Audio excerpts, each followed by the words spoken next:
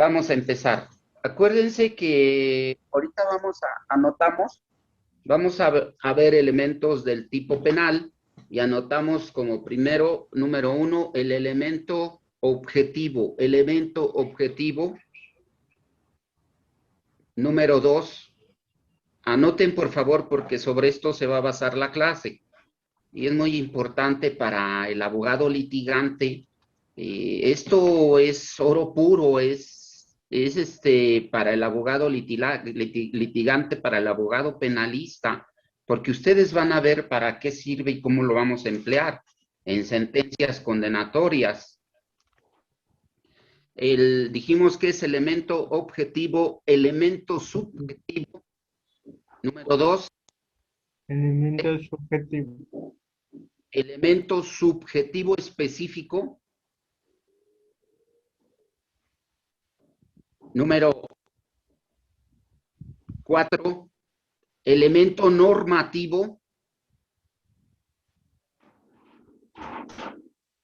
Y el número 5, vamos a hablar del elemento descriptivo del tipo penal.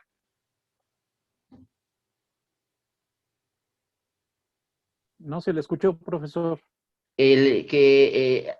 Son 5 elementos que vamos a hablar del tipo penal. Elemento objetivo, elemento subjetivo específico, elemento normativo y elemento descriptivo.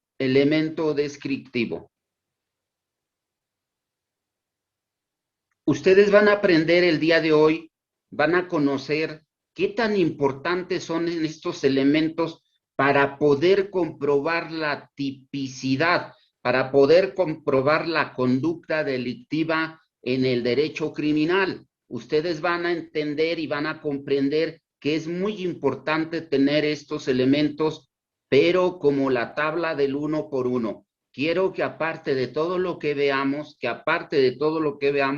ustedes vuélvanse investigadores jurídicos, investiguen cada uno de los conceptos, investiguen en esto del Google, investiguen en unas enciclopedias, investiguen en diccionarios, hoy les voy a dar muchas herramientas para que puedan esto manejarlo, pues así, porque es oro puro para el abogado penalista, conociendo y dominando esta parte, que la teoría del delito pues es un universo, ¿no? Pero esta parte es medular, es columna vertebral para poder comprobar la tipicidad, para poder comprobar la conducta criminal del sujeto activo. Iniciamos, vamos a darle un breve recorrido nada más a lo que es el dolo y la culpa, que ya lo conocemos, ¿verdad? Que hay tres tipos de dolo. El primero, número 1, que es el dolo directo, y si alguien me pudiera decir qué es el dolo directo brevemente, nada más para que los tengamos todos presentes. Dolo directo. ¿Alguien quiere participar? Bueno, seguimos. Dolo directo, el sujeto activo, anotamos el sujeto activo, tiene conocimiento pleno de que la conducta es reprochable al derecho criminal.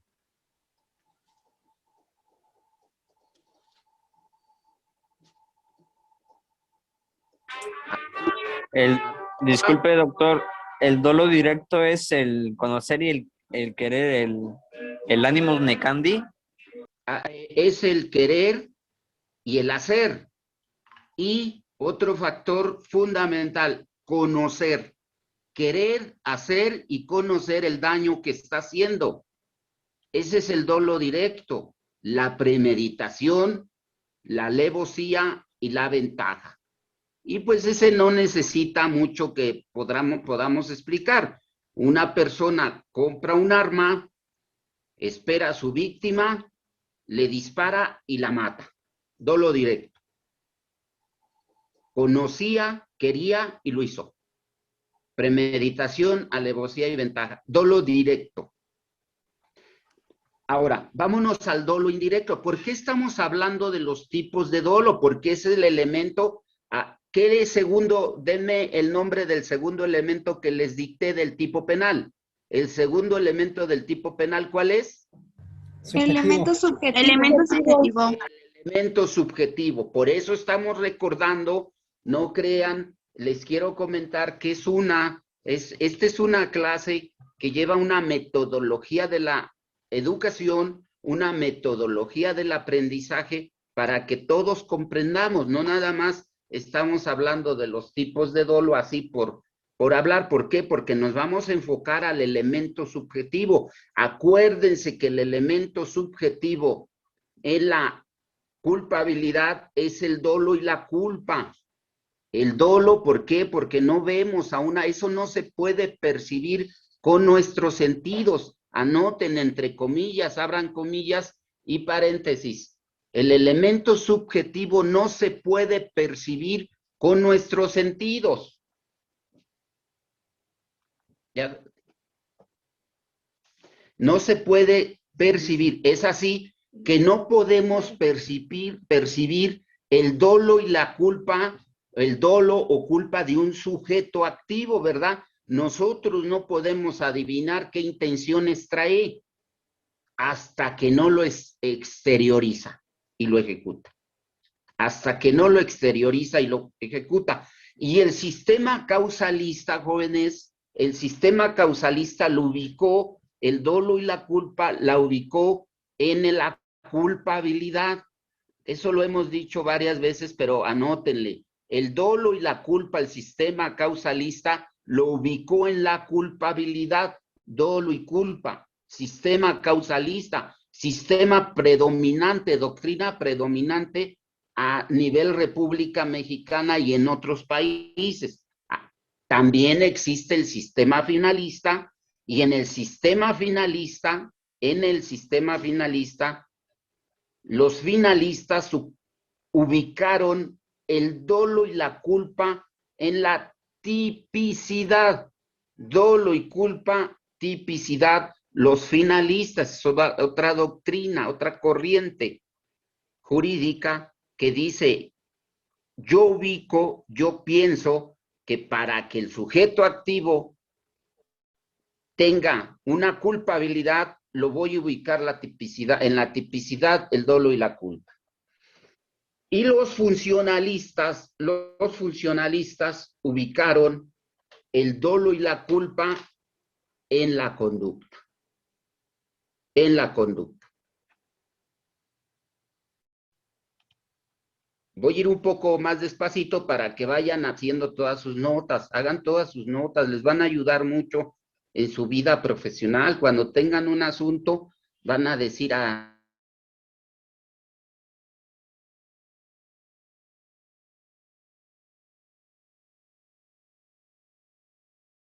Entonces, si hablamos del dolo y la culpa, estamos hablando del elemento subjetivo, o elemento número 2 del tipo, elemento subjetivo.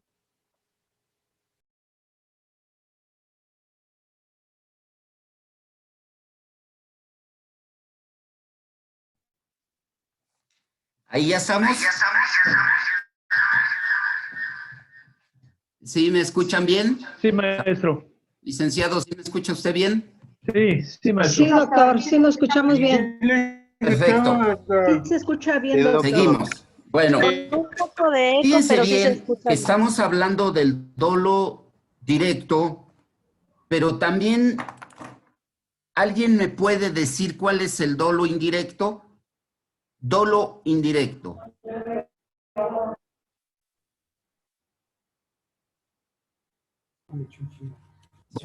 El dolo indirecto, anotamos dolo indirecto. El sujeto activo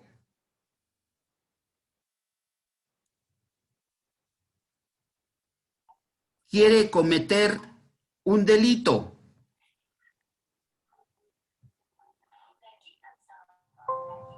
Quiere cometer un delito, pero está consciente que para cometer ese delito, esa conducta reprochable por el derecho criminal, está consciente que puede cometer otros más.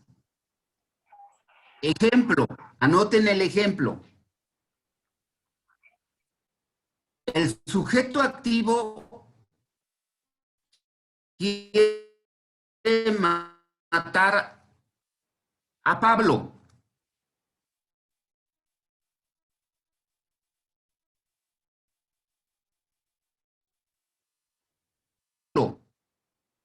Pero los ve que va caminando y les avienta el vehículo y mata a los dos.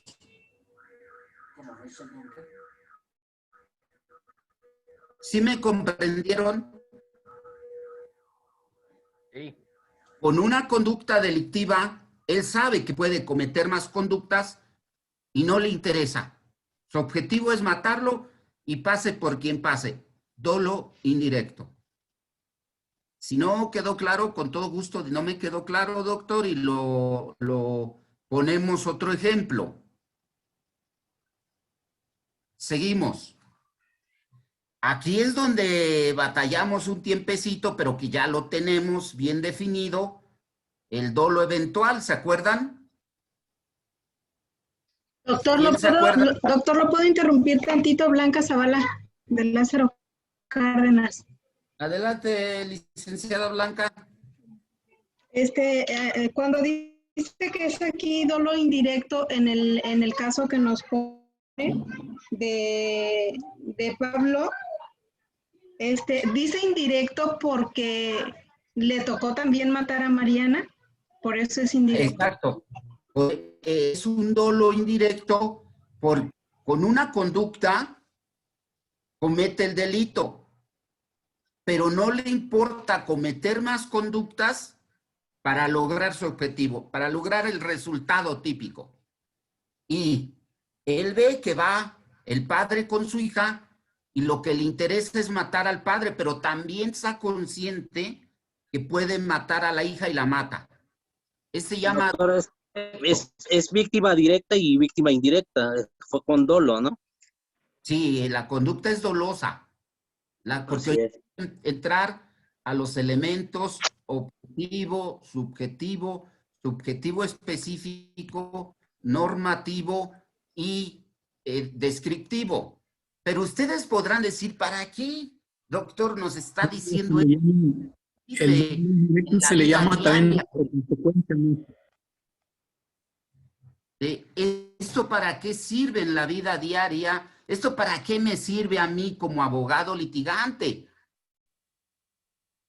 Bueno, pues le sirve al Ministerio Público, al juzgador y, por supuesto, a la defensa. Vámonos al 406 del Código Nacional de Procedimientos Penales. Artículo 406 del Código Nacional de Procedimientos Penales. Y me van a leer, el que guste, que quiera participar, nada más levante su manita, y me va a leer el párrafo 7 del 406 para que vean para qué sirve el elemento subjetivo, objetivo y normativo, pero también vamos a ver el subjetivo específico y el descriptivo. 406 del Código Nacional de Procedimientos Penales. Fracción, párrafo 7.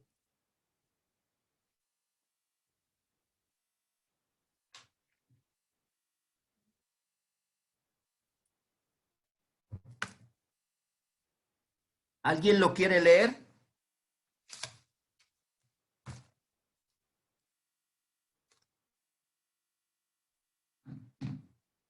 ¿Lo quiere leer Jonathan Martínez? Licenciado Jonathan Martínez, ¿lo quiere usted leer? ¿O tiene?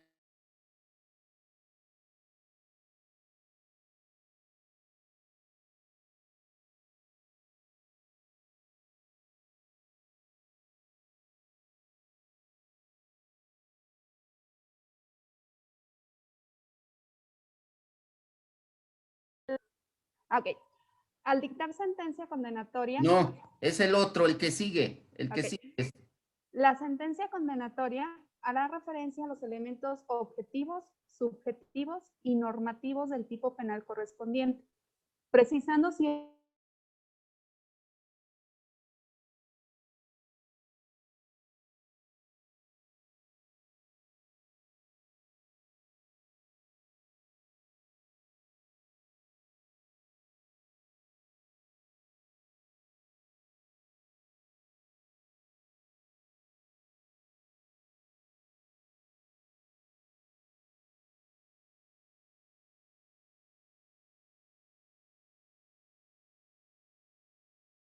instancia o la vía del amparo para protección. Si no se reúnen, inclusive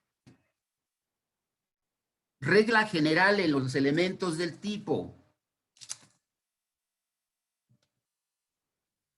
Todos los elementos, esa es la regla general, todos los elementos del tipo, o sea, todos los que conocen ustedes que están en el código sustantivo de cualquier país, de cualquier entidad federativa, todos los elementos del tipo tienen elementos objetivos y elementos subjetivos, todos.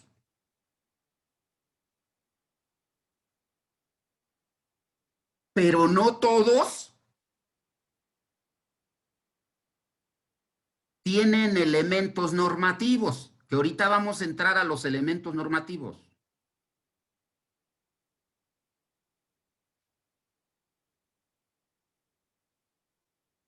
Seguimos.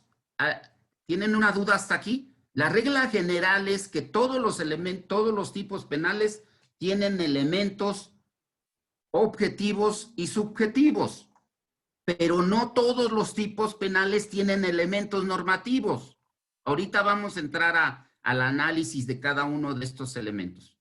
Pero primero quería darles este tema y quería que vieran dónde se aplican estos elementos.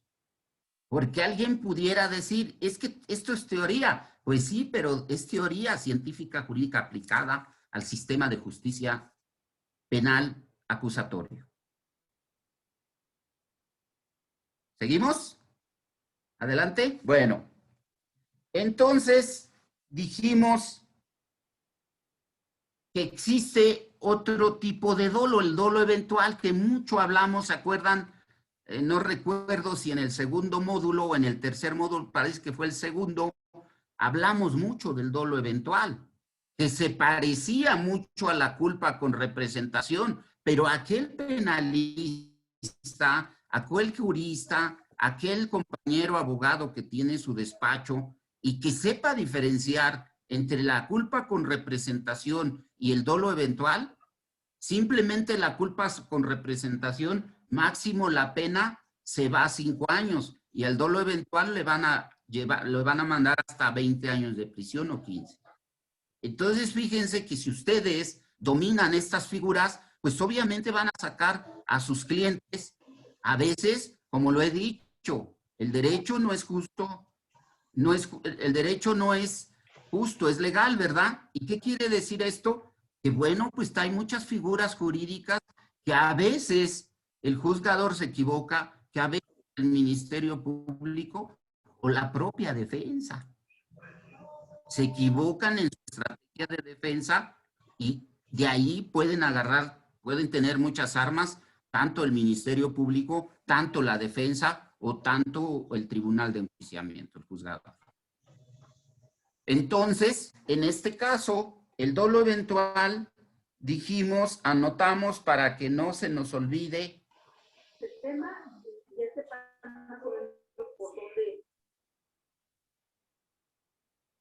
¿Seguimos? Se podrá definir como un lenguaje no técnico. Se podrá definir como un lenguaje no técnico. Como aquello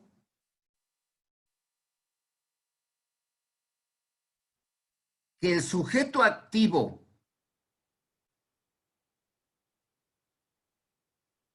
sabiendo el resultado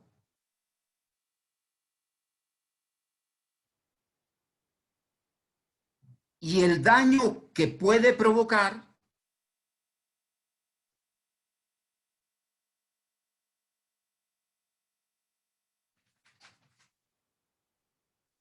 con una determinada acción,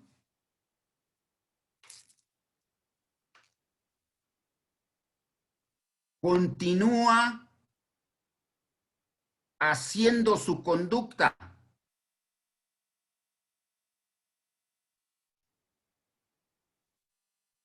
y no cede,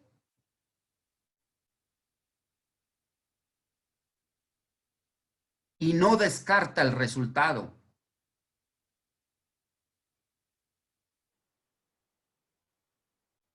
Ejemplo. De repente van en la autopista, este ejemplo ya lo había puesto, ahorita lo anotamos, nada más pónganme atención para que les clarifique el dolo eventual y dimos otros más, pero quiero que quede, con este ejemplo queda muy bien claro el dolo eventual.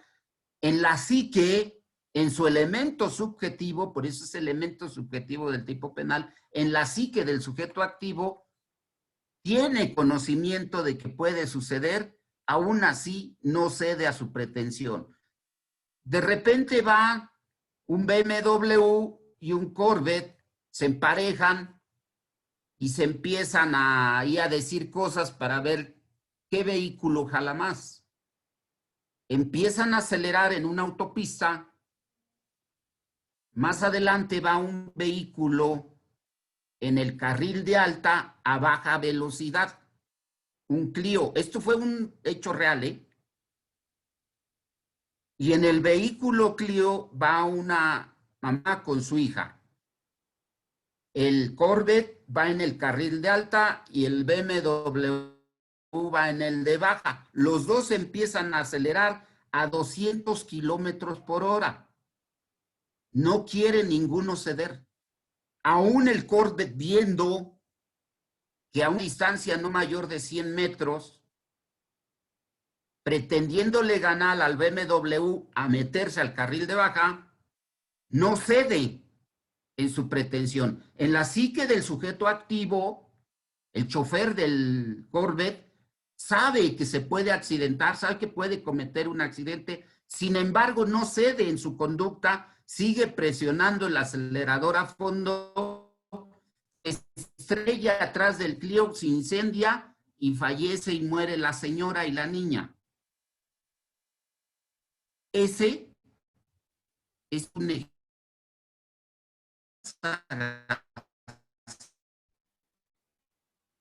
del penalista. Ahora, la misma, un ejemplo de culpa con representación. La culpa con representación, el sujeto activo entra a trabajar a las 8 de la mañana. De su casa a su trabajo se hace 1 hora. Se tiene que levantar a las 7 de la mañana y por lo menos a las 6. Y saca todo lo que en la psique del sujeto puede ocasionar un accidente, que puede atropellar a una persona. Sin embargo, no cede y atropella a una persona. En una es culpa.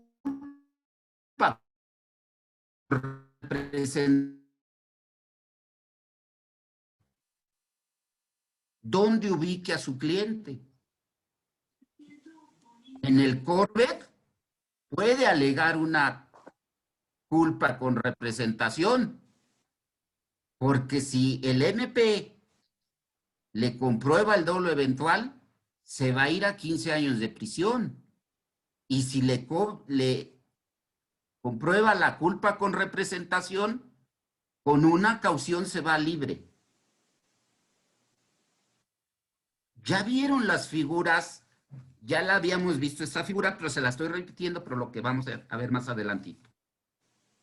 Sé que es un poco complicadas estas figuras jurídicas, pero de eso se trata la teoría del delito.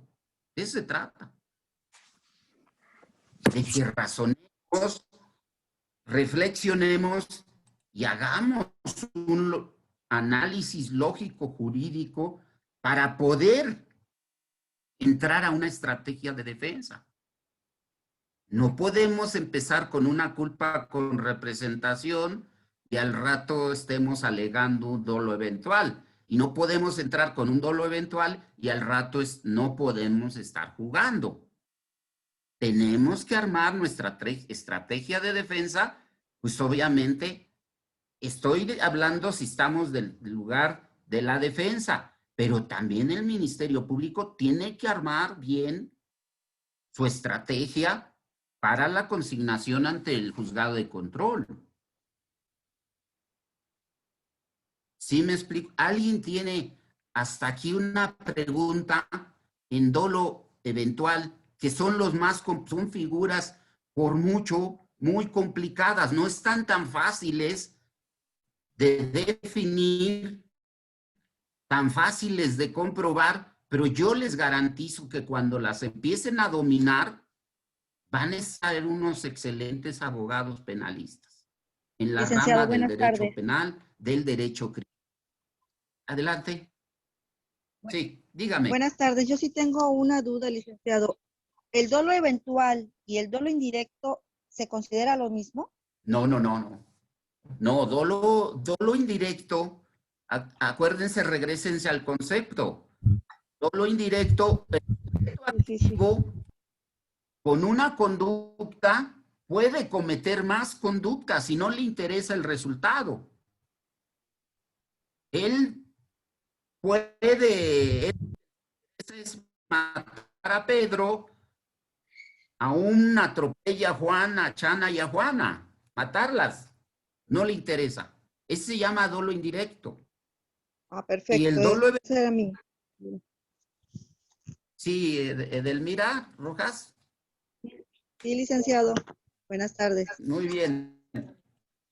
Gracias, licenciado. Sí, el dolo directo es una figura jurídica.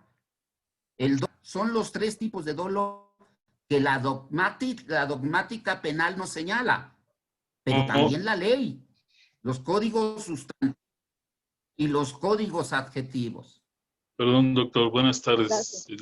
Para poder conocer la teoría de... Dígame, doctor. ¿Cómo saber Gachús, específicamente, cómo saber diferenciar entre el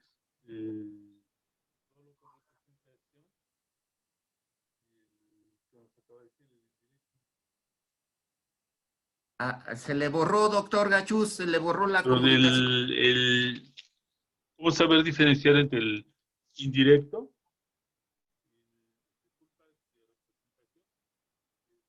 A ver, no sé si esté fallando mi comunicación, la de usted, doctor Gachús. Repítanos, no hay problema, adelante. ¿Ya se oye bien? Ya. Ya. ¿Cómo poder específicamente saber cuándo aplicar el dolo representación y el dolo directo? Exactamente, dio en la clave el doctor Gachús, ¿verdad? ¿Cuándo vamos a diferenciar entre el dolo directo, el del dolo eventual y la culpa con representación? Ahorita vamos a entrar al elemento subjetivo, doctor, del tipo penal. Tengo una duda por un ejemplo que sucedió.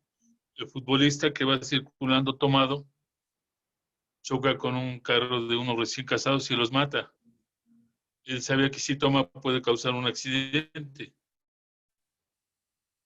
Va a gran velocidad, los mata y causa el daño. Pero le aplicaron penas mínimas. Porque le voy a comentar sobre ese asunto, doctor Gachús. En realidad la defensa alegó la culpa con representación. Miren, para todos, culpa con representación y dolo eventual se diferencia por un hilo muy, pero muy delgado. Es así que el penalista tiene que ser muy astuto, muy audaz para poder comprobarle al juzgador y convencerlo que fue que él no lo, porque aquí la clave está en que él no quería el resultado en la culpa con representación. Y en el dolo eventual tampoco quería el resultado, pero tenía el conocimiento de lo que podía suceder. Una consulta, doctor. Eso es más allá de se refiere a la parte subjetiva. Marlon. Adelante, Marlon. Sí. Usted está estableciendo esa diferencia entre esos tres tipos, del eventual, y el la apreciación más que todo es subjetiva. En el momento de poder establecer la apreciación del tipo penal en ese sentido. No se entendió nada. Sí, no se escucha por ahí, apaguen el micrófono para que el maestro pueda hacer nuevamente la pregunta. A ver, hay algo que está fallando, Marlon. Falla mucho su comunicación. A ver si nos puede replantear el tema. ¿Sí me escucha? A ver, ahora sí, a ver, dígame. ¿Sí me escucha? Cuando usted diputado, estos tres tipos, ¿verdad? Me refiero más que todo a lo que es no se escucha bien, doctor. Marlon, No se escucha bien, Marlon, está muy viciado tu audio. ¿Me pudieras escribir en el chat? Y ahorita te lo contesto. Marlon, por favor, escribe en el chat porque se oye muy mal la comunicación. Doctor, buenas tardes de Ciudad Azteca. ¿A qué se refiere que tenía el conocimiento? O sea, ambas culpa, no quería, pero ¿a qué se refiere? Pero tenía el conocimiento, que en el momento en el que declara, ¿tiene algo que ver el que esté consciente de lo que hizo? ¿O a qué se refiere? El doctor Gachús nos hizo nos puso un ejemplo, el del futbolista que van los recién casados, llega por atrás y se los lleva porque va a briagadales. Tomó. Entonces, la defensa siempre se basó en que él tenía una culpa con representación y obviamente el Ministerio Público, que era un dolo eventual. Él no quería el resultado, en el dolo eventual no quería el resultado, sin embargo sabía de lo que podía suceder y no se dio a la conducta. Ustedes me podrán decir que porque va tomado, ya va sin conocimiento. No es así. Si en verdad fuera sin conocimiento una persona que toma, en los certificados del médico legista hay 3 supuestos que pone. El primero es aliento alcohólico, el segundo que va pasado más de copas, en el intermedio, y el tercero es que es el estado comatoso. Puede conducir. Y yo creo más de una persona que me están escuchando sabe que si se toma una copa o 2, pues bueno, claro, hay organismos que con una copa ya están dando vueltas, ¿verdad? Pero sería un aliento alcohólico. En ese no hay problema. Ni en el tercero, en el comatoso, porque simplemente ya no se puede mover la persona.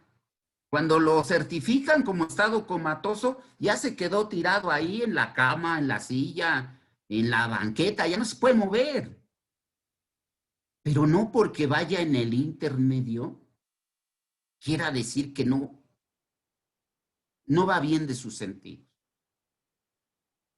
Lo único que el estado alcohólico altera las emociones. Sí, pero puede conducir. Tan es así que se subió a un vehículo. Tan es así que sabía que tenía que meter la llave en el switch. ¿Por qué no se la metió en las orejas? Porque sabe lo que está haciendo. ¿Sí me explico? Pero Sí, de profesor, le entendí, gracias. Que el estado emocional,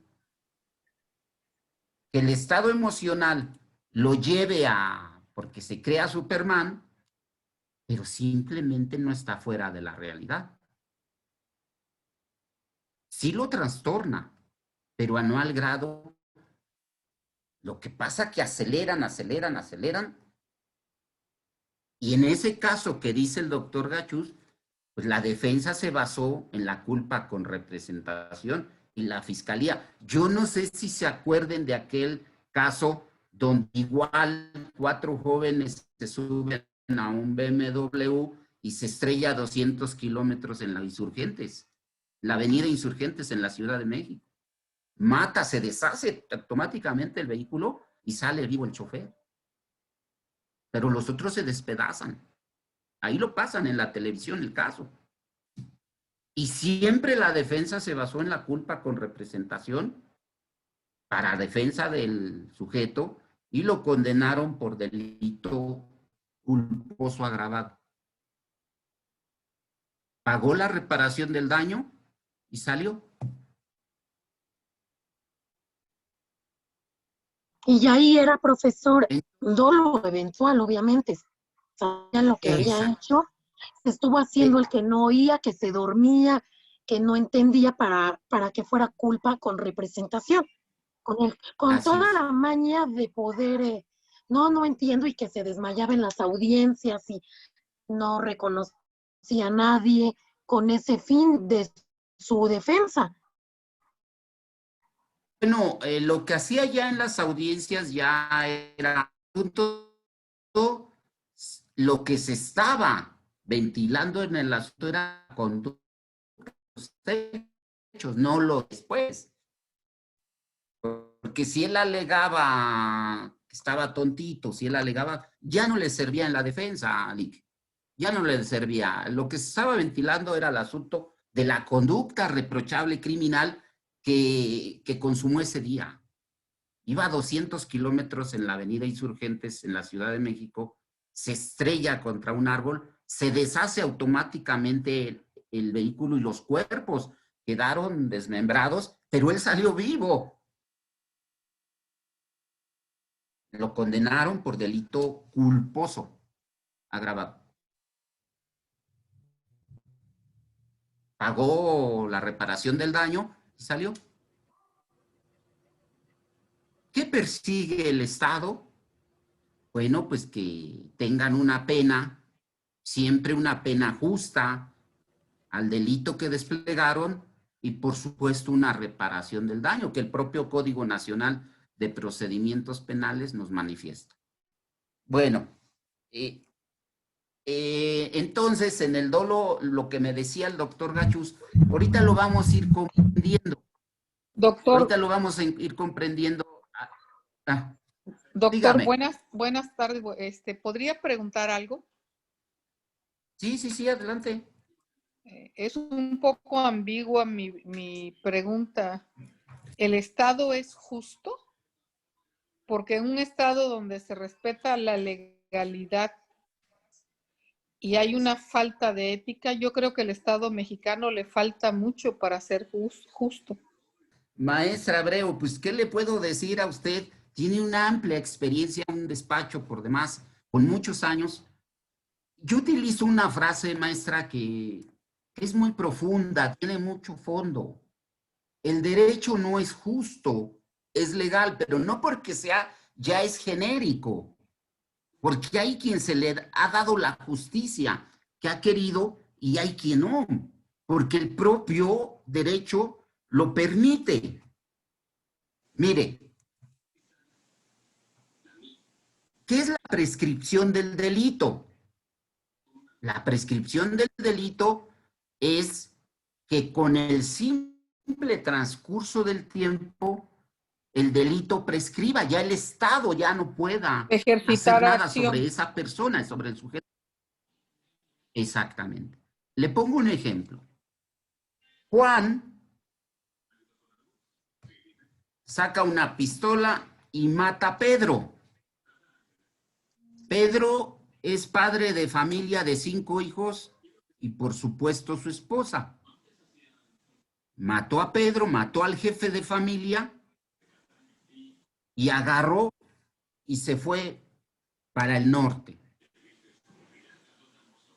Para poder cuantificar la pena y la prescripción del delito, necesitamos sumar de la pena mínima a la pena máxima de ese delito de homicidio.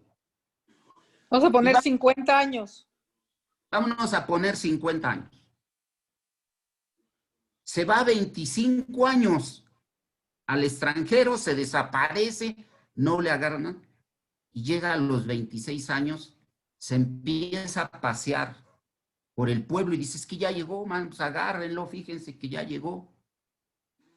Él se asesoró y ya no le puede hacer nada el Estado, maestra.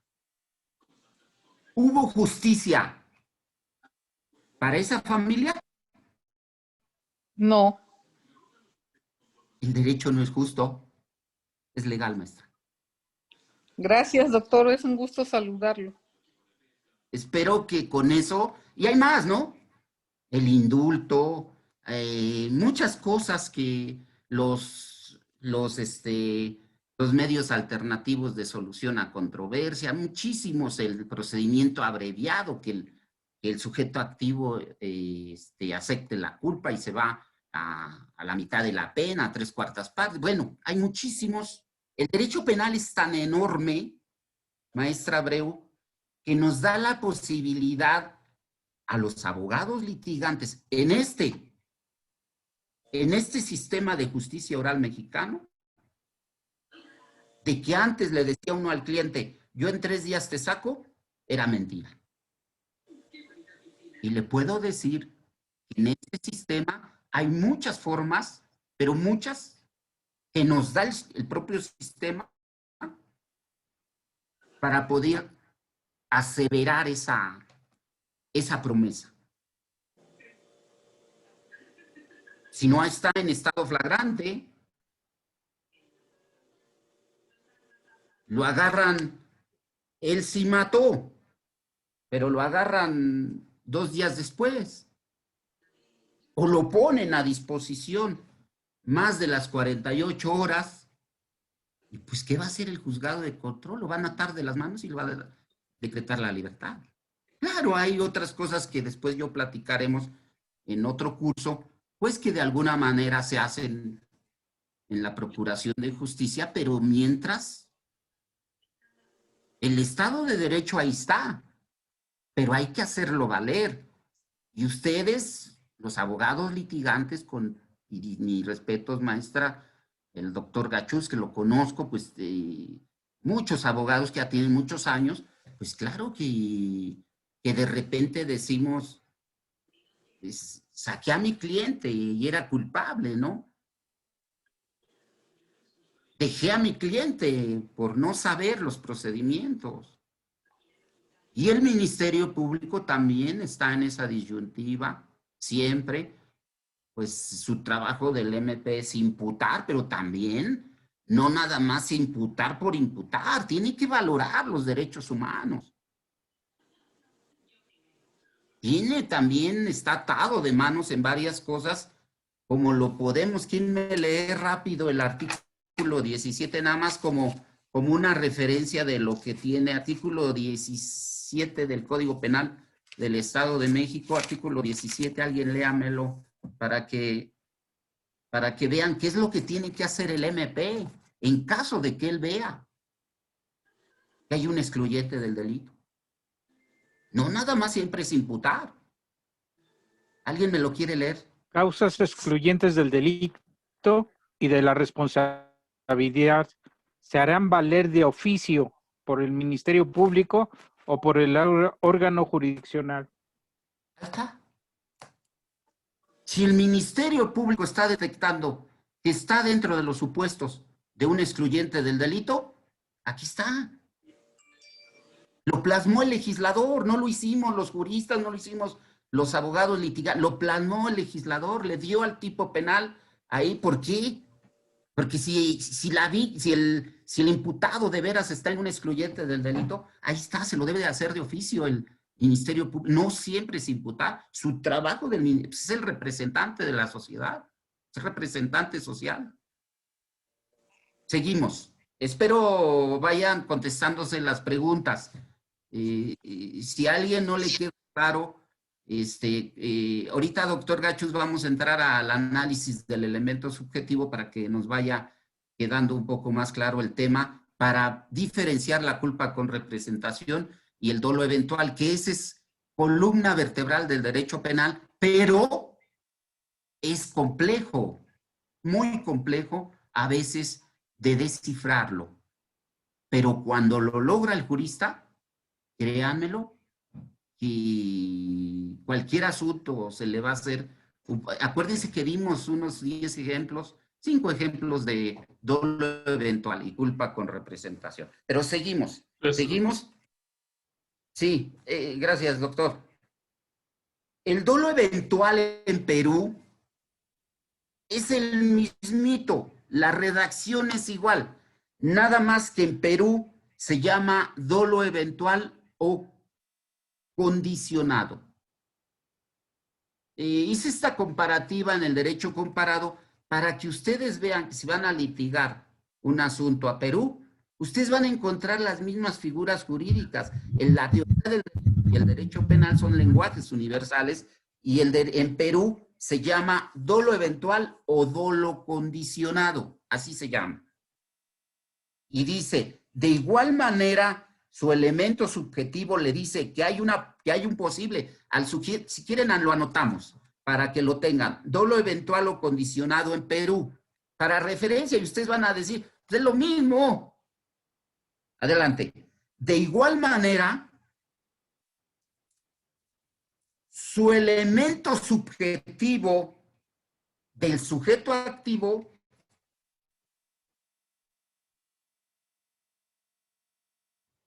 le dice que hay un posible resultado. Sin embargo, aunque está consciente, no cesa en la conducta. Perdón, ¿me podría repetir, por favor, desde sujeto activo? A ver, de igual manera, su elemento subjetivo del sujeto activo le dice, o sea, su psique, su consciente y su subconsciente le está diciendo que va a haber un resultado criminal, reprochable por el derecho criminal. Sin embargo, aunque está consciente, no cesa en la conducta.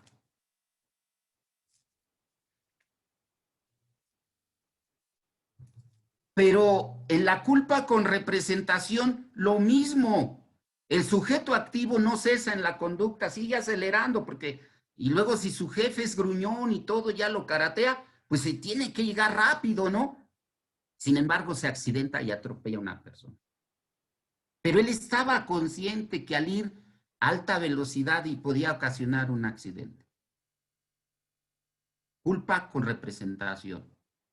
Y el otro es dolo eventual.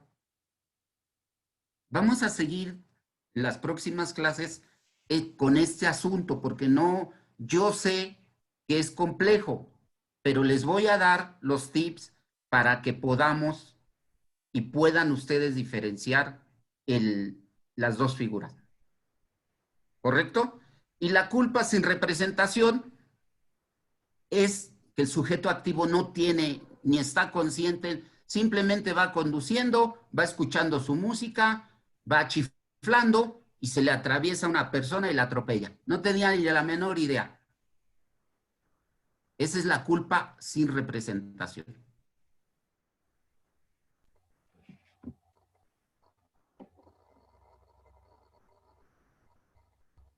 Y ustedes me van a decir, ¿y esto para qué todo? ¿Esto para qué nos sirve, doctor? Para las sentencias, ya sean condenatorias o absolutorias. 405, condena absolutoria del Código Nacional de Procedimientos Penales, que quiero que me la transcriban. Ojalá y puedan hacer esa tarea. El 405 y el 406. Uno es condena absolutoria, una es sentencia absolutoria y otro es sentencia condenatoria. Sé que tienen mucho trabajo, pero los que lo puedan hacer, háganlo. Porque ahí van a encontrar muchas figuras jurídicas que hemos visto en sentencias absolutorias: el error vencible, la antijuridicidad, las excusas absolutorias, las causas de justificación en sentencias absolutorias. Y condenatorias tienen que comprobar los elementos del delito, los elementos del tipo, los elementos normativos, subjetivos y específicos. ¿O cómo se encuadraría el tipo de una persona que tiene problemas con su cónyuge? No puede reclamarle sobriamente, pero sabe que con el licor en la cabeza él va a tener un poco más de bríos y toma el licor, va a la casa y empieza a ofenderle o a reclamarle a la esposa, y nace un conflicto en el cual la esposa muere. Él premeditadamente ingirió licor con el propósito de ir a reclamarle. ¿Se puede encuadrar en los tipos que estamos hablando? Realmente ese tipo penal es un homicidio doloso. No tiene excusa culposa. No, Patricio, no tiene excusa culposa. Es un homicidio doloso y difícilmente una defensa va a alegar, dependiendo de las legislaciones de los diferentes países. Habría que ver su legislación, si el ir en estado alcohólico o estar en estado etílico, Patricio, atenúa.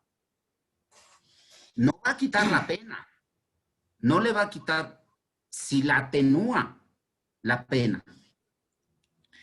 Es que lógicamente al estar argumentando de que la persona está obrando en un estado inconsciente, vendría atenuar la pena. Pero aquí lo que yo pienso que podría ser un agravante, en cambio, y caería en la premeditación, es que él ocupa o ingiere licor para tener una especie de desahogo. Falta de bríos para poder reclamarlo, cualquier tipo de inconvenientes que tenga dentro del matrimonio. Entonces, le pongo... Así, sí, adelante, Patricio. Adicional de que, para mi modo de ver, existe, viéndole desde una parte sobria, existe premeditación, para mi modo de ver, pero como él está en un estado de inconsciencia, vendría a ser un atenuante. Insisto, habría que ver la legislación, Patricio. Supongamos, aquí en México, hace tiempo existía un tipo penal que se llamaba, que estaba tipificado en el 196 y después lo pasaron al 200. En el Estado de México hablo, el que manejando en estado de ebriedad era un tipo penal, sin cometer ninguna otra conducta, nada más manejar en estado de ebriedad era un tipo penal, era un delito. Lo quitaron de momento, lo abrogaron, lo quitaron de tajo y quedó únicamente para los que cometan homicidio en vehículos de tránsito, pero ese es un delito culposo, que cometa un homicidio con un vehículo. Pero si va en estado etílico, se agrava y ya no alcanza caución. O sea, el estado etílico aquí lo agravan en ese delito, Patricio Troya. Deme oportunidad, Patricio, de revisar la legislación de Quito, Ecuador, y con gusto le doy qué es lo que el legislador plasmó allá. Porque cada legislador es un ser humano que comete aciertos y errores. Imagínense varios legisladores. A veces, pues, nosotros impartimos aquí un diplomado que se llamaba Análisis al Código Nacional de Procedimientos Penales, al inicio, cuando se empezó el sistema de justicia oral mexicano, por ahí del 2009, 2010, y hacíamos los análisis al Código Nacional cuando se empezó a implementar. Entonces, la mayoría de legislaciones agravan el delito cuando van en estado de ebriedad. Cuando van en estado etílico. Ese supuesto es un delito doloso. El que vaya tomado no le ayuda, pero hay en lugares que atenúan. No le van a quitar la pena, pero atenúan. Si hay algún compañero abogado que me esté escuchando y en su código penal de alguna entidad federativa o de algún país, el ir en estado etílico le atenúe la pena, atenuar es bajarla pena, no quitarla. Ayúdenos. Pero aquí en el Estado de México o en la República Mexicana, por lo menos no conozco, pero habría que ver. Tenemos, México es una república pluricultural que inclusive en las comunidades indígenas de nuestro país, el artículo 2 constitucional nos dice que se regirán por sus usos y costumbres. Y por ahí hay unos temas muy controversiales aquí en México, en esos lugares, ¿no? Pero son respetables porque la propia Constitución los prevé. Doctor, ¿correcto? Doctor, me comprometo a enviarle el Código Orgánico Integral Penal de acá de Ecuador para que tenga la amabilidad, lo analice y yo igual, ojalá en la próxima clase pueda disponer de unos 5 o 10 minutos y tratar de aclarar un poco más del tema. Con todo gusto, Patricio Troya, y nos da mucho gusto. Nada más una pregunta, ¿es código único o es código por entidades allá el código penal? Es código. ¿Código único? Sí, doctor, es código único.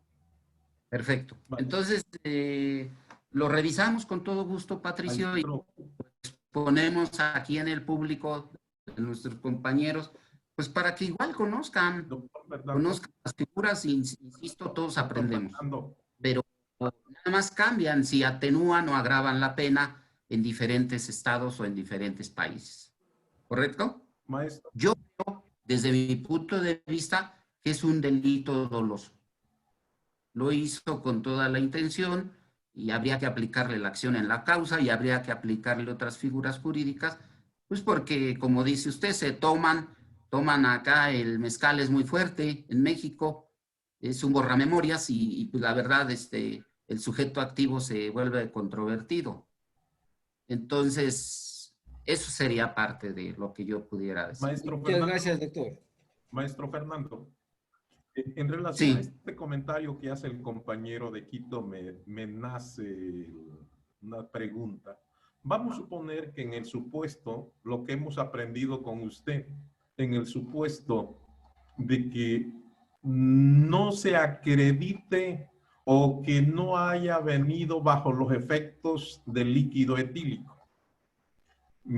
Como bien usted en sus clases lo ha propuesto, dice, por ejemplo, como abogado, a mí se me ocurre, no sé si esa es la idea del compañero, en eso, hacer valer una no excluyente, una atenuante, como usted dice, por emoción violenta. No sé si estoy en lo correcto, pero yo pienso que vamos a suponer que el sujeto activo, lo que es el hombre, no hubiese estado bajo los efectos del alcohol, pues uno como abogado dijera en la clase que se han visto, para demostrar ese freno psíquico, que a lo mejor a través de las a través de las periciales que tienen sus nombres precisamente de que el sujeto activo estuvo en ese freno psíquico en ese momento, ¿sí? Hacer valer la emoción violenta para atenuar la pena, como nos has dicho usted en otras clases, ¿verdad? Claro, ya con el efecto del alcohol, como bien lo dice usted, pues se agrava la pena, no hay nada que hacer, ¿verdad? En ese... Yo creo que en el ejemplo específico que nos pone el compañero Patricio Troya de Ecuador, es evidente que tomó alcohol, ya alcoholizado, se trastornó y a lo mejor tenía la intención o no de matarla, pero la mató. Ese fue el resultado, pero que iba a alegar una emoción violenta, no se puede por el alcohol, porque al final... para que se alegue un estado de emoción violenta en un juicio, insisto, hay una batería de preguntas 24 horas antes del suceso y después del suceso. Entonces, esos peritajes se llama el peritaje de psiquiatría forense, psicología forense. Gracias, maestro. Entonces, Maestro, buenas tardes. Soy Mary Guadalupe de Tabasco. En relación a la... Está muy interesante el tema que comenta el compañero de otro país, no recuerdo de dónde dijo que era. De Quito, Ecuador. De Quito, Ecuador. Sí me gustaría saber si es su caso específico, es el caso de él. Aquí lo que, como abogado, investigaría la conducta antes de, porque eso es lo que nos va a llevar a determinar, si soy fiscal, determinar la culpabilidad, y si soy defensa, buscar los atenuantes correspondientes, pero sí es muy importante averiguar cómo se llevaban, cómo era la conducta de la señora, el señor, porque si bien tomó para tomar valor a lo mejor y enfrentar alguna situación de pareja, también lo es que no sabemos si era la intención matarla, asustarla solamente, entonces había que... Me gustaría que si la próxima clase nos lo trajera completo. Gracias, maestro. Sí, muchas gracias. Es muy interesante realmente los temas que abordamos, pues se alargan y me da muchísimo gusto la participación de todos. Si me permite, doctor, en mi país, Nicaragua, Marlon. Ahora sí creo que ya se escucha mejor, Marlon. Bueno, nosotros tenemos una norma jurídica especial para la mujer por la gran alza que ha habido de crímenes pasionales, ¿verdad? Desde hace mucho tiempo, una legislación muy especial en torno a la mujer, no se le denominó Ley 779, independientemente de cualquier tipo penal, de que la finalidad sea muerte,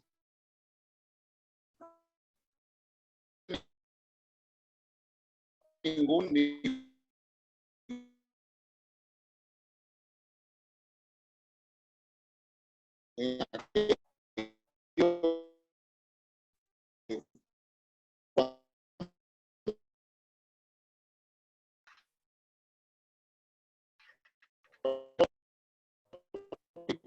de que perjudique la integridad física, no amerita.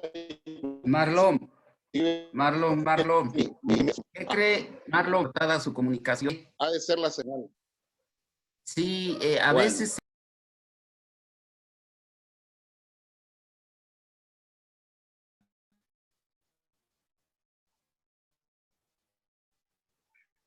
Lo que le quería decir es que hay una norma jurídica penal especial en nuestro país, en el ordenamiento jurídico, femicidio. ¿Ya? Y ahí no necesita análisis ninguno de que si la persona o el sujeto activo andaba bajo los efectos psicóticos o bajo influencia de algún estupefaciente, lo que sea, la pena ya está preestablecida. A lo mismo cuando hay alguna intervención del sujeto activo en cuanto a lo que es ocasionar daño o perjuicio integral o psicológico a la mujer, tampoco amerita ninguna mediación en el tipo penal establecido. Esa es mi intervención, doctor. Muchas gracias. Sí, es muy semejante el feminicidio de Nicaragua al de México. Los legisladores plasmaron pues un poco más rudo el feminicidio, pero tiene ciertas características el tipo penal. Si no la reúne, no es feminicidio, es un homicidio simple o un homicidio agravado. Vamos a continuar con nuestras clases. Es que de 14 hojas que tengo para aquí de la clase que preparé, vamos en la 2. Pero gracias a Dios me da mucho gusto que vayamos trabajando. Seguimos, miren, vamos a entrar al elemento objetivo del tipo penal. Elemento objetivo del tipo penal. ¿Qué es el elemento objetivo? ¿Anotamos? Es todo lo que con nuestros sentidos podemos ver, oír, tocar,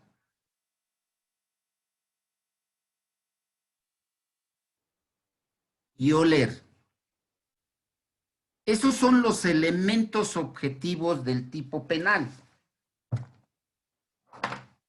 Y un elemento objetivo del tipo penal de homicidio, ese es un ejemplo, el elemento objetivo del tipo penal de homicidio, pues es la persona muerta.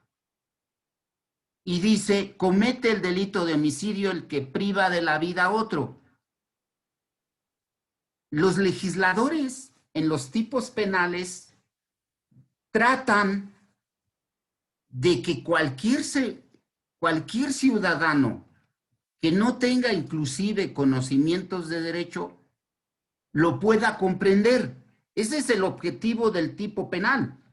Pero hay veces que hay tipos penales que se tornan complejos para poder entender porque traen elementos subjetivo específico y principalmente donde nos vamos a atorar un poquito son los normativos. Porque únicamente los subjetivos específicos y los normativos los vamos a poder interpretar los juristas, una persona que haya estudiado derecho o que esté estudiando derecho. Si no, no se va a poder descifrar o poder argumentar sobre ese tipo penal. Entonces, el primer elemento del tipo penal es el objetivo.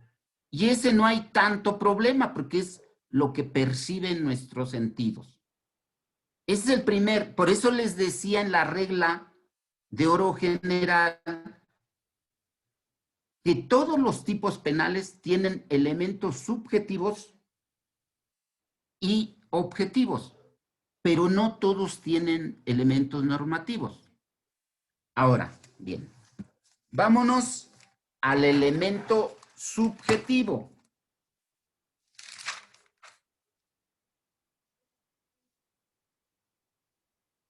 El elemento subjetivo es el que no pueden percibir nuestros sentidos.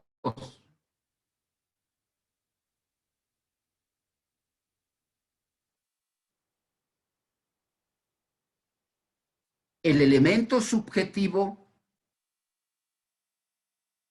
por naturaleza, es doloso.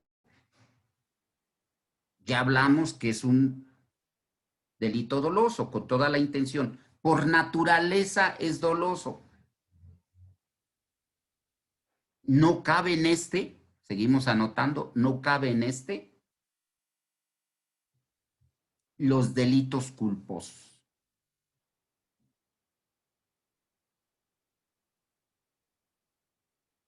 No los quiero confundir mucho, pero después hablamos del delito subjetivo culposo, pero espérenme, porque si no nos vamos a meter en un tema que, ¿para qué les cuento?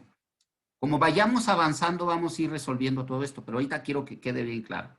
Los elementos subjetivos por naturaleza son dolosos. ¿Qué es el elemento subjetivo? Es la intención del sujeto activo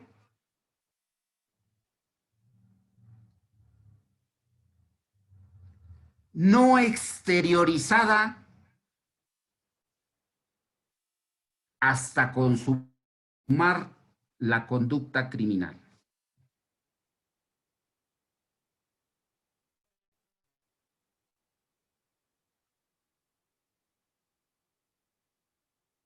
Ahora vámonos al tipo penal. Vámonos al tipo penal, que aquí es donde necesitamos los juristas analizar si el elemento, si el tipo penal cabe elemento subjetivo y el elemento objetivo y el elemento subjetivo. ¿Por qué? Porque para una sentencia condenatoria, forzosamente el juzgador, el tribunal de enjuiciamiento, debe de comprobar los elementos subjetivo, objetivo o normativo. Vámonos al delito de robo. Estuvimos analizando los otros días. Vámonos al elemento, porque aquí es donde estamos. Acuérdense que no nos hemos salido del análisis de los delitos en particular. Estamos desmenuzando el delito de la A a la Z y de la Z a la A. Ese es lo que yo en este diplomado es el objetivo, que ustedes lo desmenucen. Y ahorita van a ver para qué sirve el elemento subjetivo y objetivo. ¿Qué dice el tipo penal de robo? Artículo. Es 287. 287. Me va a leer el primer párrafo, licenciada, si me hace favor. No lo tengo a la mano, doctor, una disculpa. Lo tengo anotado nada más en la... Sí, otro compañero. Dice, artículo 287. Comete el delito de robo el que se apodera de un bien ajeno, mueble sin derecho y sin consentimiento de la persona que pueda disponer de él conforme a la ley.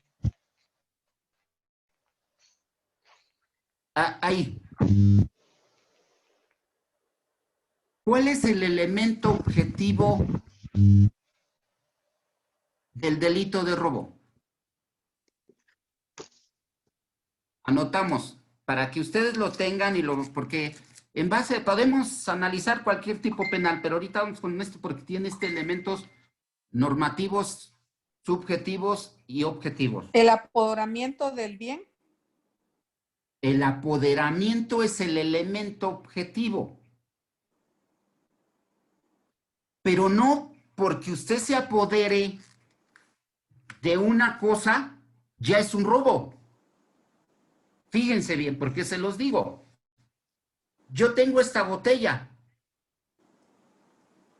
Está en mi escritorio. Yo no sé de quién sea. La agarro. ¿Me estoy apoderando? ¿Estoy cometiendo el delito de robo? No. Únicamente me estoy apoderando porque para poder consumar el delito de robo tiene que haber dos elementos más. El subjetivo, que es con el ánimo del apoderamiento. No basta con apoderarme, sino tengo que tener el ánimo, y ese se llama elemento subjetivo. Anótenle.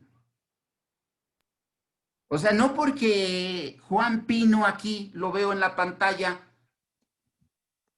su mamá o alguien haya dejado ahí una libreta y él la agarra. No con eso ya está consumado el delito de robo, sino se necesita un elemento subjetivo para poder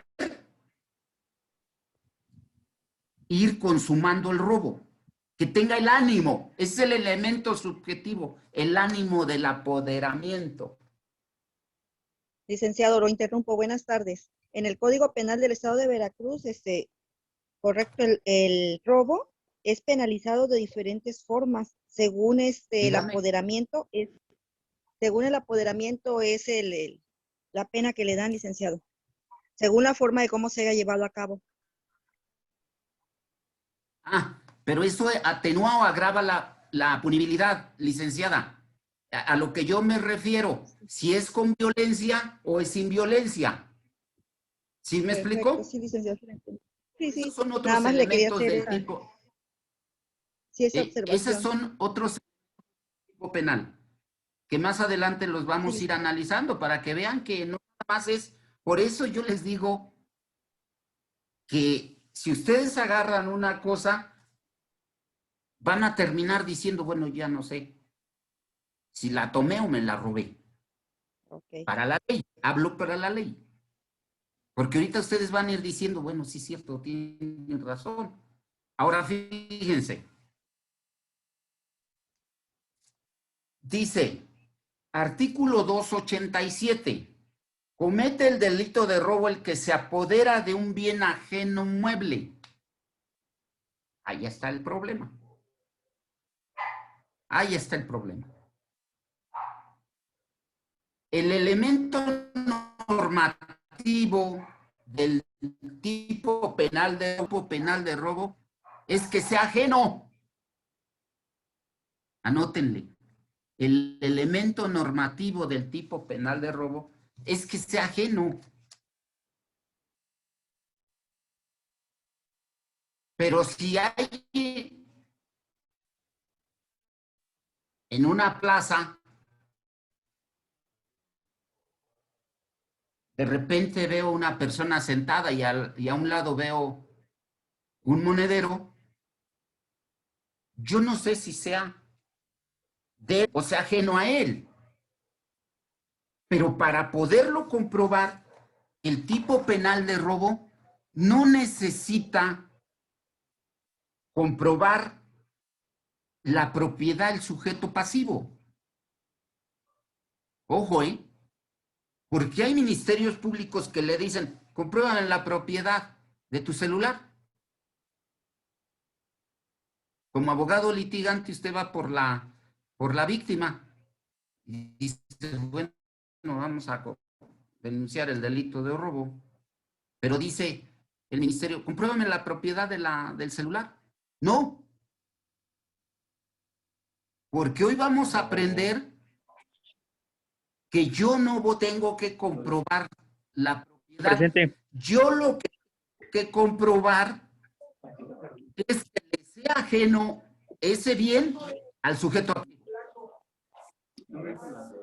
¿Cuál es, la primera o la segunda? La ajeneidad. ¿Sí me explico? Vamos, y la ajeneidad es un elemento normativo. Para poder comprender un poquito mejor esto, les voy a dar el concepto de elemento normativo. Perdón. ¿Qué hacer en caso de que el Ministerio Público nos diga que debemos de comprobar la propiedad? Si no tenemos como tal un comprobante, por ejemplo, en este caso de un celular, pero el Ministerio Público sigue aferrado de que tenemos que comprobar la propiedad para que se configure el delito de robo, es decir, para que haya tipicidad. ¿Qué se podría hacer?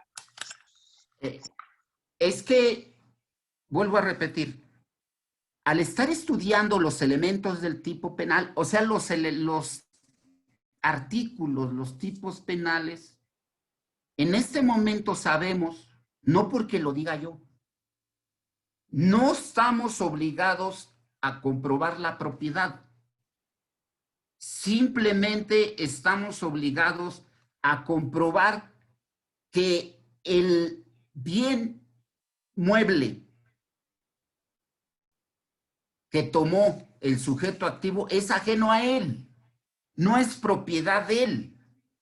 Ese es el elemento, el objetivo del elemento normativo es eso, en este tipo penal. Y para comprobar el elemento normativo, anoten, para comprobar el elemento normativo, tenemos dos formas. Uno, que esté debidamente establecido en la ley ese elemento normativo. ¿Cómo lo vamos a comprobar? Por medio que esté en la ley o que esté descrito en una jurisprudencia. Ese es uno, que esté en la ley o que esté descrito en una jurisprudencia. Ese, ahí vamos a, y si no está en la ley y no está descrito en una jurisprudencia el elemento normativo, entonces nos vamos a los elementos culturales. Y los elementos culturales del elemento normativo, por supuesto, los vamos a encontrar en el diccionario de la Real Academia Española. Nos vamos a trasladar. Cuando no esté descrito debidamente el elemento normativo, esto lo hago para que se entienda qué es la ajenidad. Oye, no lo encuentro en ninguna jurisprudencia. Bueno, me voy al diccionario de la Real Academia Española para yo comprobarlo. Por eso le decía del otro, del elemento descriptivo, porque hay elementos descriptivos que el legislador plasmó. Ajeneidad, el tipo penal de robo no nos dice. Ese es por eso el elemento normativo les dije que se nos iba a complicar un poco. Porque el legislador no nos dice qué es la ajeneidad. ¿Sí me explico? Ahorita les voy a clarificar esto. Porque hay tipos penales que tienen elemento normativo, pero el propio legislador nos dijo que es. ¿Sí me explico? Váyanse por ahí buscando el delito de violación. Para que unos compañeros, nada más uno, y síganme escuchando. Entonces, cuando no tenemos certeza de comprobar el elemento normativo, entonces, si no está en la ley, y ahorita vamos a ver que unos están en la ley, otros están en la jurisprudencia y otros en el elemento cultural. Fíjense bien, para que me comprendan un poquito mejor esto del elemento normativo, esto nos va a llevar un tiempecito para que no es cosa del otro mundo, pero quiero que quede claro. Porque si nos volvemos a trasladar al 406 del Código Nacional de Procedimientos en el párrafo 7, nos dice que el Ministerio Público y el juzgador deberán de comprobar los elementos objetivo, subjetivo y normativo. Y este tipo penal tiene los tres. Y hay otros tipos penales que tienen el subjetivo específico. Y ahorita ese tiene dos conductas. Pero espérenme, porque no quiero que se me confundan. Vuelvo a repetir. Estamos analizando los elementos del tipo penal, que son objetivo, subjetivo y normativo. Hasta ahí.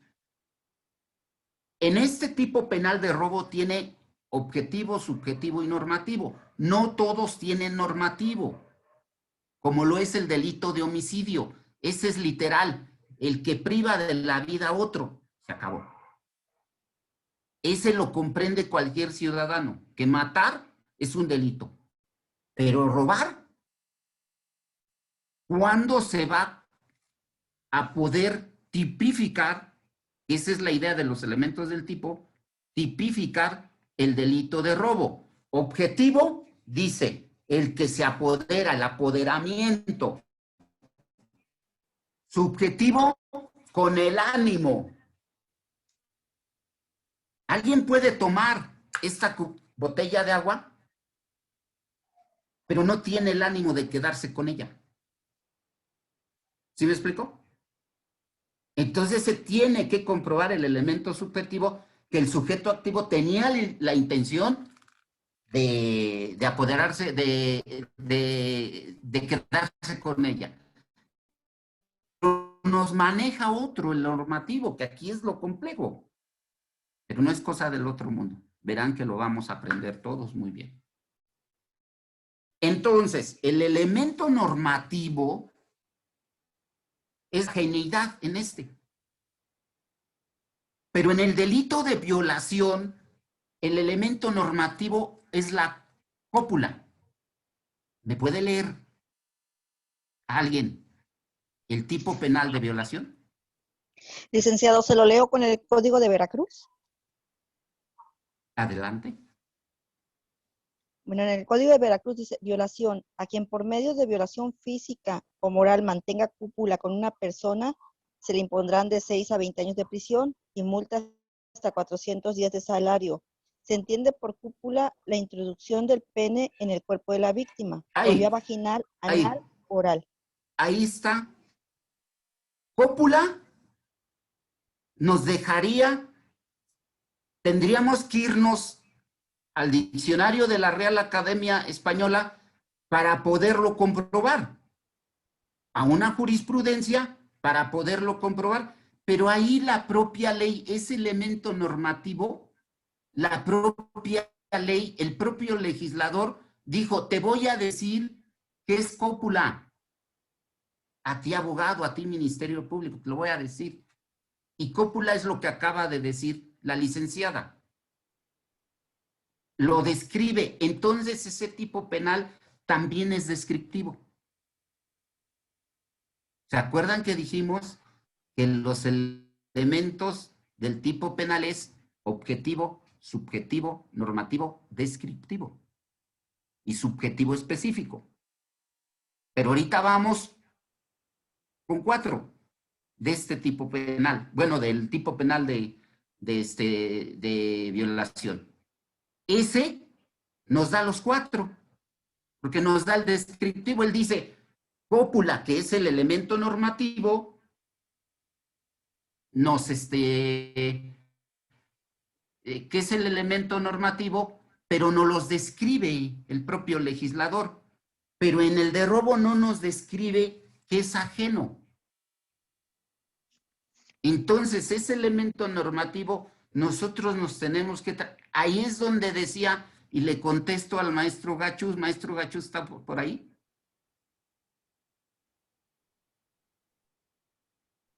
Por aquí estamos. Sí, está por ahí. Sí, estamos por aquí.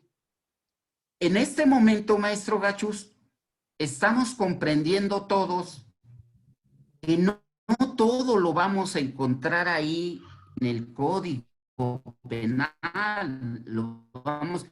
Tenemos que estudiar teoría del delito para comprender los elementos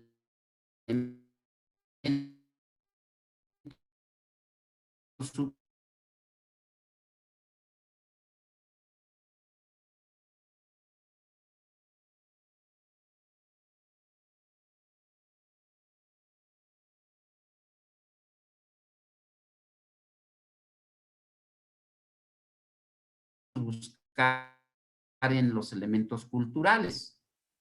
¿Cuáles son? El diccionario. Da su número de celular. Entonces, si se le robó o no se le robó, como yo compruebo que sí, efectivamente, le robaron el celular. Los golpes sí los tiene, pero que le hayan sustraído o no el celular.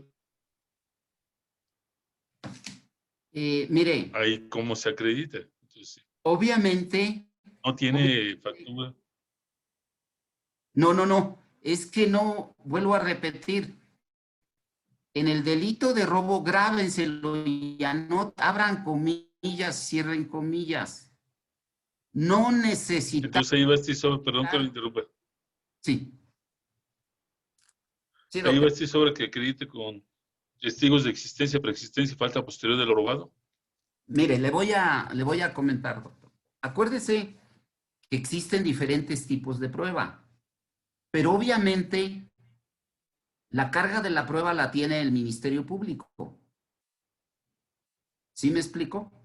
Él tiene que tener una metodología de la investigación criminal para poder comprobar ese hecho criminal. No el hecho de que lo niegue el sujeto activo quiere decir que no sucedió el hecho. Más, si fue agravado porque hay lesiones y todo, entonces es obligación del Ministerio Público investigar.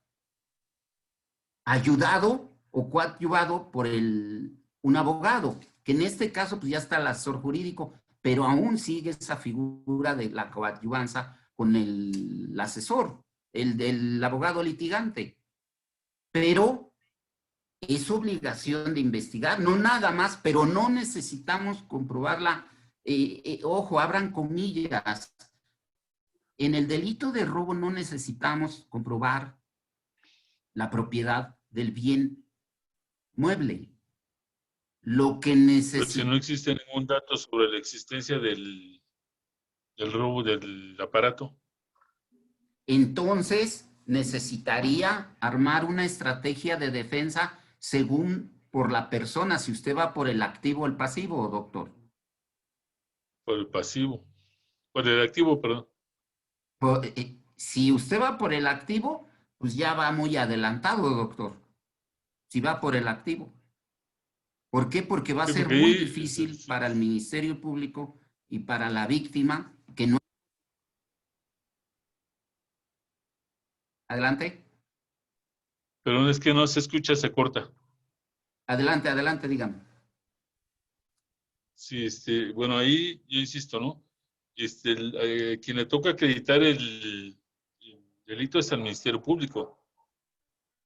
Si él no aporta los datos de prueba suficiente, entonces no podrá solicitar la vinculación al proceso del imputado o el ejercicio de la acción penal en contra del imputado.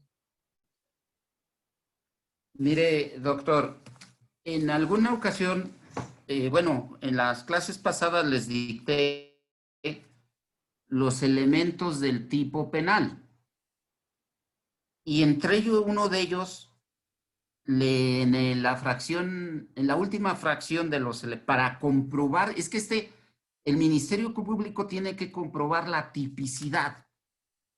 Y para poder comprobar la tipicidad tiene que utilizar los elementos del tipo penal. Y uno de los elementos del tipo penal también es el objeto material. Sí. Del hecho delictivo. Si no hay cuerpo del delito, que sería el aparato, el mueble, entonces ¿cómo me va a denunciar por robo? Así es, doctor. O sea, es como decir, ¿cuál es el objeto material del homicidio? El muerto. Buenas tardes, doctor. Si no lo hay, no estaría en el supuesto de homicidio. Entonces la figura jurídica o el delito sería la desaparición forzada, no el homicidio. Es otro delito. No aparece el objeto del delito, el objeto material, no aparece. Por lo tanto, no se puede ir por un homicidio, por un homicidio. Tendría que buscar la figura de la desaparición forzada. Ya vio cómo a veces el propio jurista, el propio servidor público, nadie es perfecto y mi respeto, no lo digo con la intención. Se comprenden las figuras jurídicas y nos llegamos a equivocar en cuál es la que podemos denunciar. Y entonces vamos a estar en el proceso o en la sentencia, vamos a estar frente a una atipicidad. Sí. Porque lo está procesando por homicidio, pero no hay objeto material y al último es que fíjate que era una desaparición forzada.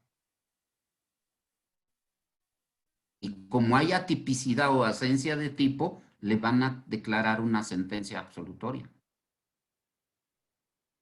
Fíjense que estos temas, ya les dicté los elementos del delito, los elementos del tipo, perdón, y y los vamos a seguir analizando porque estamos entrando a la etapa de el desmenuzamiento del tipo penal. Lo tenemos que deshacer y armar de la A a la Z y de la Z a la A. Tenemos que aprenderlo para que ustedes en una defensa, o si están del lado de los servidores públicos de la Procuración de Justicia, pues tengan elementos suficientes para que tanto no se vaya el delincuente, no quede impune la conducta criminal, o puedan ayudar a un inocente, dependiendo del lado que se encuentre. En su caso, doctor Gachús, no hay objeto material. Por ahí usted puede hacer una buena estrategia de defensa, claro, siempre y cuando quede claro en sus defensos. Es importante que declaran. Claro. Es importante, pues, aleccionarlos bien, hablar muy bien con ellos lo que puede. Sí, fundamentalmente, si ellos reconocen bajo cualquier circunstancia la existencia del aparato, pues ya solitos se van a entregar. Si ellos ignoran o bajo una situación no se ubican en las circunstancias de modo, lugar y tiempo, pues ya con eso es suficiente para justificar su inocencia. Así es. Así es, porque entonces si lo golpearon, pudieran ser lesiones, y pudieran ser lesiones agravadas, dolosas, culposas, lo que fuera, pero no es robo. No es robo. Sí, que lo que importa es que no sea robo y además la agravante, ¿no?, de la violencia. Comento, mucho hay que leer del dominio del hecho y codominio funcional del hecho. Anótenlo. Dominio del hecho y codominio funcional del hecho. Estúdienlo mucho. Porque en un asunto, en esto de dominio del hecho y codominio funcional del hecho, se los voy a decir. Una señora dice, llega en una moto, uno se baja y la amenaza con una pistola y le da sus pertenencias. El otro se queda en la moto. Y ahí la estrategia versó porque ella dice, el que traía la pistola me amenazó y el otro se quedó en la moto. Entonces, para efectos de quitar la violencia, hay que quitar el codominio funcional del hecho, y ella misma lo está diciendo. Uno se quedó en la moto y el otro me amenazó. Entonces el de la moto no tuvo participación en el codominio funcional del hecho. Si hay codominio funcional del hecho, hay violencia y es agravada. Pero si logran no tener el codominio funcional del hecho y nada más se vaya por dominio funcional del hecho, entonces van a sacar a esos dos sujetos. Y ahí regresamos, maestra Abreu, que el derecho no es justo, es legal. Para un análisis lógico normal, los dos participaron, ¿verdad? Así lo vemos. Pero para la ley... Maestro, doctor, ¿y si hay violencia y hay flagrancia en el caso del Estado de México? Del apoderamiento de, no sé, de un vehículo.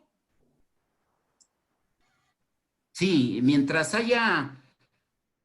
Fíjese que por ahí salió una legislación media que después la quitaron, donde decía que el ponerle la pistola en la cabeza a una persona, así decían, no era violencia moral.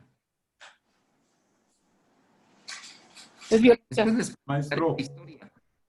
Pues claro que la hay la violencia, ¿no? Pues está el mismo sujeto pasivo, dice, pues ¿cómo no va a tener violencia?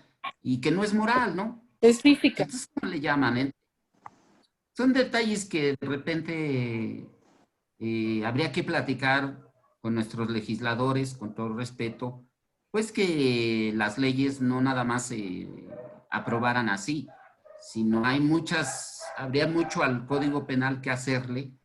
Ya están, parece que en la Cámara de Diputados, el Código Penal Nacional Único para la República Mexicana. Habría que revisarlo, traíamos los colegios de abogados, las instituciones educativas, pues para poderle dar una verdadera certeza jurídica a la sociedad. Pero bueno, hasta este momento, ¿se acuerdan de aquel tema de las ofendículas? Pues que hablamos, que de alguna manera no están legisladas, pero que ya se están llevando a cabo.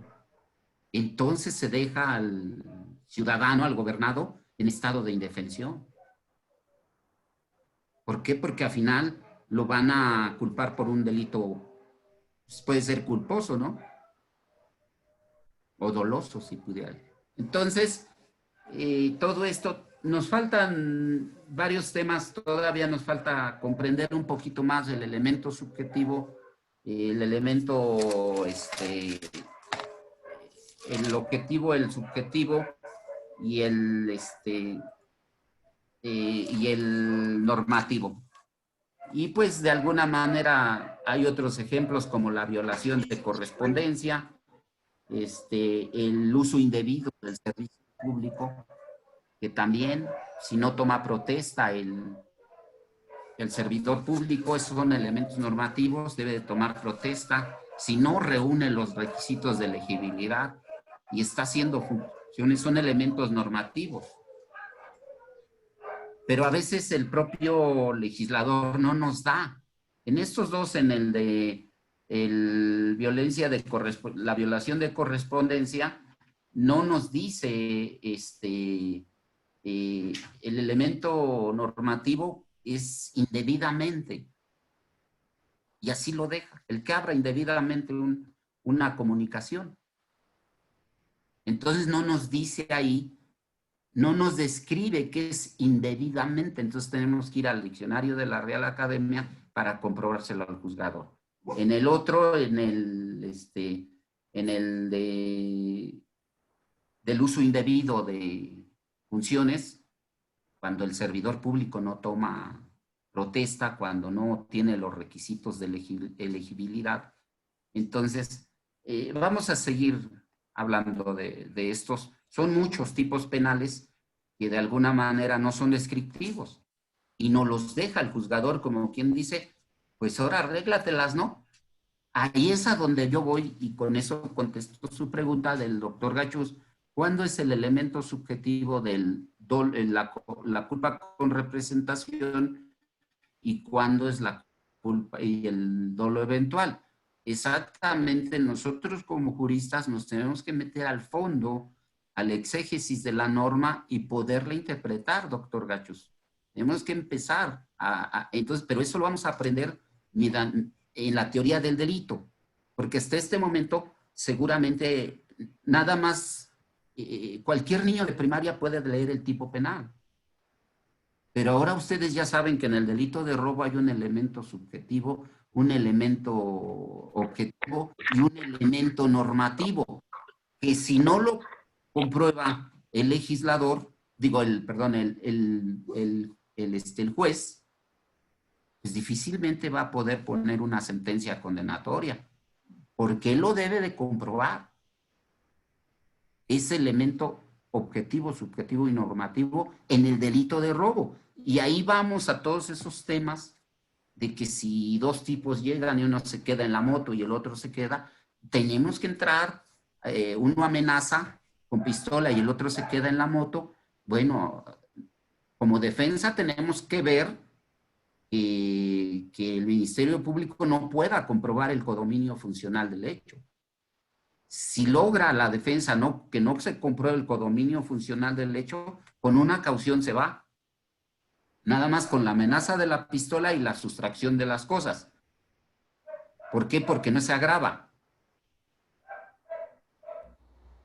Y si participa el otro sujeto agarrando a la señora, entonces ya hay codominio funcional del hecho, hay violencia y entonces se agrava y se quedan. Maestro Fernando. ¿Quién habla? El licenciado Saulo de Guerrero. Sí, maestro. Por ejemplo, nosotros bien sabemos, doctor Fernando, yo tuve un caso de homicidio. En el sentido de que alegué esto que está argumentando usted, porque en la formulación de la imputación eran policías que mataron a policías comunitarios. Para Guerrero se da a estos policías comunitarios. Incluso al momento de contestar la solicitud de la vinculación, argumento que no se da el codominio funcional del hecho, que el Ministerio Público no aportó algún indicio o dato de prueba, solamente argumentó de manera general que los hechos sucedieron a tales horas, punto. Pero no me explica el codominio funcional del hecho. Incluso a la juez, yo le digo, no se dan los elementos del codominio funcional del hecho. El Ministerio Público ningún dato explicó, ¿sí? En el sentido del acuerdo previo, reparto de tareas y el nexo de causabilidad. La juez, sin embargo, me dice que tengo la razón, pero no me dice, pero sí me los vincula a proceso. La verdad, y me voy al amparo, y el juez de distrito ordena único efecto para reponer el procedimiento, porque hubo una violación, ese asunto lo tomé al momento de solicitar la vinculación. Lo que pasó que después de asunto ya no supe cómo se resolvió nuevamente la juez, en el sentido porque me amenazaron y dejé ese asunto. Sí, y lo dejé. Pero, por ejemplo, en el caso de la moto, un primer elemento me debe de acreditar el acuerdo previo. No, yo pienso que sí, así debe de ser el Ministerio Público. El acuerdo que te pusiste de acuerdo para realizar el hecho. Se da el reparto de tarea. Yo lo esperé en la moto y el otro la amenazó con la pistola. Ahora el otro, el nexo de causabilidad. ¿Sí? Pues sí, igualmente se da el nexo de causabilidad en el sentido de que hay una conducta y hay un resultado. Pero el acuerdo previo por el Ministerio Público, como usted bien lo dice, es difícil que se acredite ese elemento del dominio funcional del hecho. Esa es mi participación, doctor Fernando, que gracias a usted me ha dado muchos elementos para defender mis asuntitos ahora en teoría del delito. Gracias. Sí. Sí, la verdad, mire, todos estamos aprendiendo, Saulo. Usted me dice que fue secretario general de acuerdos. Sí. Y pues tiene toda la experiencia del mundo. Sí, exactamente, hay figuras, como ahorita las que les dije, por eso quiero que estudien mucho. Ustedes vuélvanse investigadores jurídicos, estudien mucho del dominio del hecho y codominio funcional del hecho, porque de ahí parte una estrategia de defensa y la verdad, insisto, todo lo que hemos visto y todas las figuras que hemos visto dentro de estos diplomados y que pues, ya vamos en el 4º módulo, nos han servido, a todos nos han servido. ¿Para qué? Unos pues ya tenían mucha experiencia en sus despachos, pero nadie lo sabe todo. Enrique Díaz Aranda dice que a veces nos metemos tanto al asunto procesal que nos olvidamos de lo más simple, de lo más insignificante, y ahí está la salida para un asunto. Entonces, sirve de todo esto, sirven los tips, sirven todo, nadie lo sabe todo. Yo no tengo que enseñar de los que tengo que aprender, pero bueno, como lo he dicho, si de algo les ayudan mis conocimientos más humildes, pues gracias a Dios se los comparto con todo gusto. Y hoy pues nos faltaron muchas hojas que revisar, nos quedamos en la 4 y luego 5, 6, 7, 8, 9, 10, 11, 12, 13. Nos quedamos, pero me dio mucho gusto porque al final esto lo vamos a ver en la otra clase. Vamos a continuar con este tema porque quiero que queden como navajitas de rasurar. Bien, bien filosos, Cuando lleguen a un asunto digan, bueno, gracias a Dios traigo armas para competir, y a cualquiera que les paren enfrente, ustedes van a tener muchas herramientas, y como yo les digo coloquialmente, filosóficamente, pues es un árbol de este agarro, de este no, ya darse el lujo de decir, pues esto no me va a servir, esto me va a servir. Ahora ya saben que tenemos que reunir los elementos objetivos, subjetivos y normativos en el delito de robo, y dice, bueno, ahora les dejo de tarea la palabra ajeneidad. ¿Qué es lo ajeno?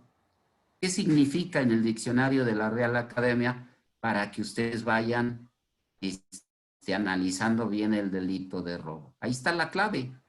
Usted no necesita comprobar la propiedad del bien mueble robado.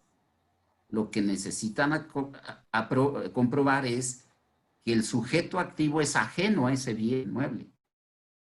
No es de él. Y él se apoderó de él. Eso es lo que yo quiero comprobar. Señor juez. ¿Correcto? Gracias, maestro Fernando.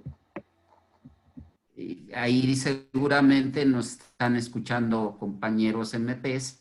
Y claro que nos gustaría escuchar su punto de vista. Insisto, nadie tiene la verdad absoluta, pero esto que yo les estoy diciendo está basado en la ley, está basado en la doctrina, está basado en la jurisprudencia. Y bueno, pues todos los profesionistas que me están escuchando, insisto, la intención no es decir él tiene la razón, él no la tiene, simplemente es que es un análisis que estamos haciendo hasta el fondo de lo que es, filosóficamente hablando, de lo que es la teoría del delito. En este mundo fascinante de la teoría del delito, que ya hasta le estamos agarrando pasión y corazón, ¿verdad? Dios me los bendiga, pues son las 7:23, nos aventamos 2 horas y media y creo que se fue como agua, pero